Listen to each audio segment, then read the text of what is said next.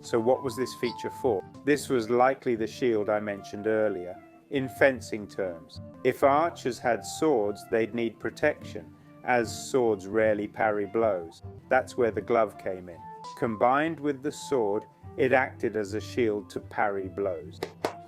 Besides leather's rigidity, this shield had an item that became useless once arrows were spent. The bow becomes useless when an enemy is just a couple meters away.